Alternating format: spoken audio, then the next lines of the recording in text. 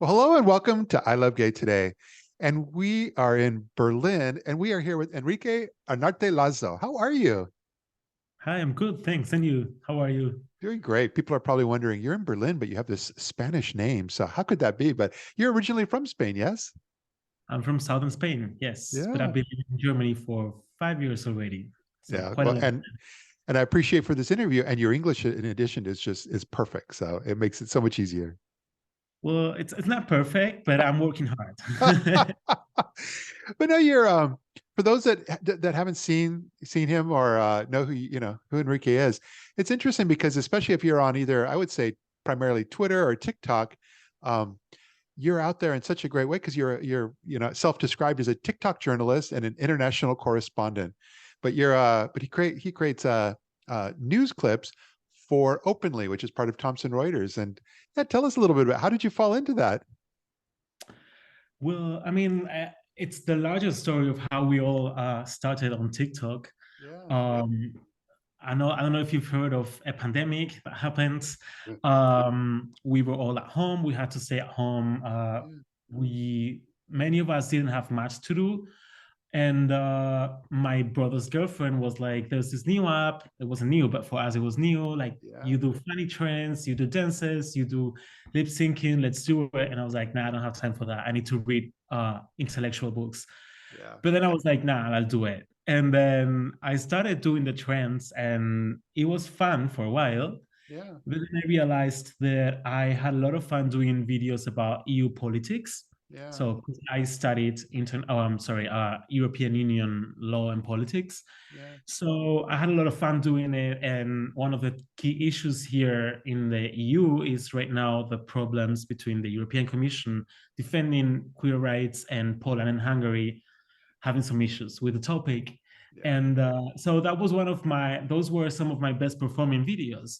Yeah. And that's how my former boss, who doesn't work with us anymore because he moved to an even more important job, he saw me and he was like, oh my God, I love your videos. And Yeah. then he convinced everyone at the Thomson Reuters Foundation to jump into the TikTok train. Yeah. And we did it. Well, I think he had a very good eye for talent then because I will tell you, I'm a fan. I love what you do. And what happens, I'm out there a lot talking to companies about, I've been doing online marketing and media for many years. And when I talk to companies, they're always trying to figure out like how to present themselves, especially TikTok. It's very confusing for a lot of people.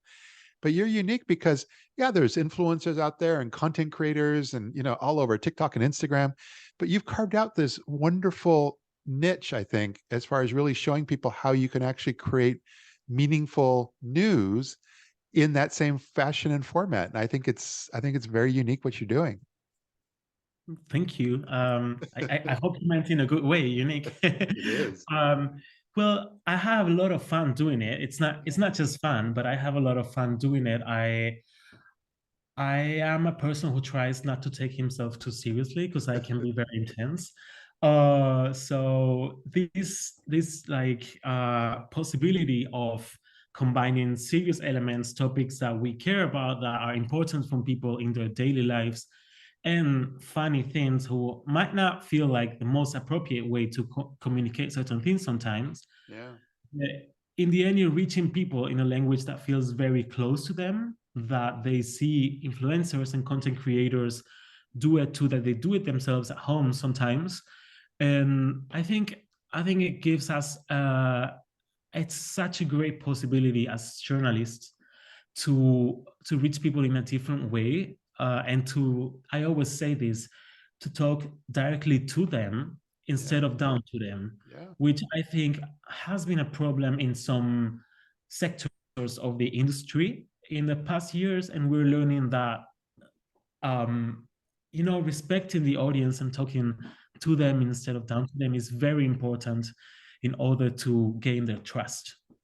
I agree. I actually spend a lot of time saying something very similar. I say it's important for us to speak with people, not at them, because speaking with people is the more human way. It's an engaged conversation. Speaking at people, that's what marketing has always been, and that's what media has always been. They're only telling people exactly one way what they want to hear, and what I try to describe to them, I think the world changed. Yeah, totally. I totally agree. Actually, like very often, like a lot of our journalistic work is not only what we put out as a video, but also the way we engage with the audience in the comments, for Yeah. example. Yeah. And I think it's super important for us, especially at an organization like the Thomson Reuters Foundation, which is known for its impartiality Yeah. in the way we do our journalism. It's a very interesting field to explore, but Yeah. it also has a lot of challenges. But for me, I think it's super interesting and super important because like we're reaching a lot of people that didn't know us before, Yeah. and now they feel like they know you, they feel close to you, and they trust you. And I think that having the trust of your audience is the dream of every single media outlet, right? Because they Yeah. know that if you do a video about something, it's because it's true. Yeah. And in times of misinformation, fake news, and propaganda, like there isn't something more valuable than that. Yeah. Well put. But also you're still working and doing content for Deutsche Welles, right? Or is it Welles? I may Deutsche pronounce that. Welle, yeah. Well, yeah, I have two jobs, plus two cats. Okay. Yeah, I also work as a reporter for Deutsche Welle for Yeah. its culture and lifestyle team. Yeah. And we're also on TikTok, where we mostly cover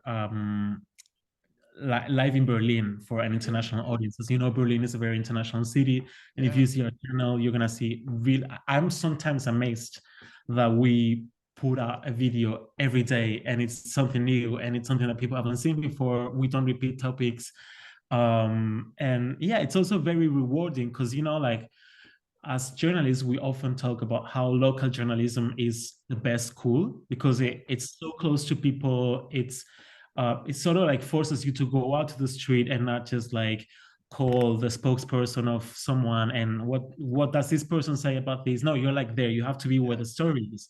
Yeah. What we're doing, both on openly and also at Deutsche Welle on TikTok, is to be there where the story is and to tell it in a way that is relevant to an international audience, which I think is super cool because you're Yeah. doing local journalism that is cool for like a lot of English speakers here in Berlin, because many people here in Berlin don't speak German. Yeah. Uh, but also interesting for someone who might be in Texas or in Brazil or in, I don't know, Andalusia, where I come from, and they're like, oh wow, that's so cool, I wish there was something like that here, for example, Yeah. or the way it's here is better than there. And then you engage in a discussion where it's not about like you know just how cool Berlin is, but also like how can we and you learn from the way the way things are made differently in the Yeah. world.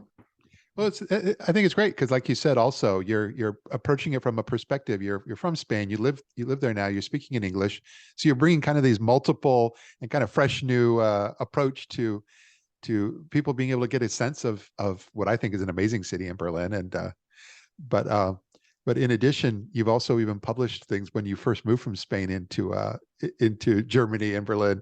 What a culture shock that was! I loved reading that. Well, it was, I mean, my brain sometimes is like, I can't take it anymore. It's been too much, like too many languages. But I think it's also very enriching. I think you say in English, like experience. Like I've Yeah. learned so much from being outside my region in Spain. Spain, every region is very, every country, but like I think Spain has a lot of really a very rich diversity between the different regions. Yeah. Like living my region was a big learning. Living Spain was a huge learning. Going first to Cologne, which is like more German than Berlin, and then coming to Berlin and such an international city, but at the same Yeah. time, very German, and all these culture shocks of being Spanish, but also like from southern Spain, which is different to the northern Spain. And then dealing with Germans, but also with a city that is not only German. And Yeah. then working in English, but also in German, but also in Spanish, having a public all over the world and who sees the world differently. Yeah.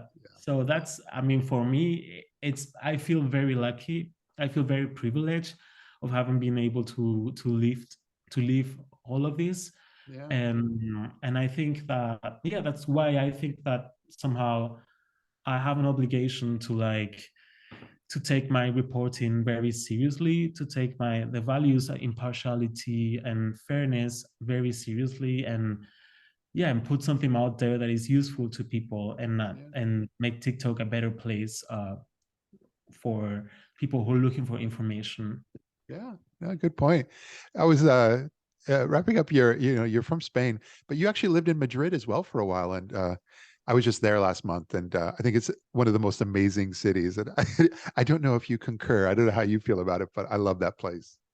I think that it's the best city in the world. That being said, it's not easy to live there. So I think it's a great city to visit. But it's not, I think for locals it's a bit harder because it's not as affordable as it used to be. Yeah, So I think for yeah, I think it's a great city to visit, to spend some time in. But one also has to see, as it happens with most of Spain, that for locals, sometimes it's not just like good weather and good food and very nice people, everyone dancing and whatever. No, it's also like sometimes it can be a struggle. So when I go back, I'm a bit torn. mm. I'm like, I'm home. I love this place. I would love to live here again, but then do I want to live here again? No, I get it. But no, I think this is wonderful. And mostly I'm just really glad that you're able to spend a few moments of your time and kind of share with our audience a little bit about who you are and what you've been working on all this time. Although I think most folks probably already know who you are by now. Well, I mean, yeah, well, I'm very happy to be here. Very always happy to like listen to what people have to say about our work. Yeah. Not only my work, but also our work as a team, because I think we're a team and everything that we do is together. It's not just me. It's like we Yeah. all and make each other better reporters, better TikTok journalists. So I think that's also important to highlight. But I think also a good part of, even though I don't love being recognized in the street, because sometimes you're at a bar at 2 a.m. and someone's like, "Oh, you're the TikTok guy," and I'm like, "Oh, please," like it's very nice, but I just want to relax I hear because you. but I do like being so close to people and people being able to share their feedback, especially when it's constructive, Yeah. in a good and in a bad way sometimes. I mean, I've never had an uncomfortable situation, and I just love that people tell me, "Oh, I like this. Oh, I think this could be better. Or this could be improved. This, why don't you also cover this topic?" I just feel like I learn from my Yeah. audience and our audience and the people who approach us either online or in person, and make us better journalists. Well put. I like that. Well, I really appreciate you taking out the time, and I'll make sure to link to all of your social media for both you and openly on especially on YouTube. But and next time I'm in Berlin, I look forward to hopefully being able to connect as well. Yes, I'll take you out. I'd like that. Well, thanks so much. Thanks a lot. Have a All good right. day. And it feels good, so good, coming back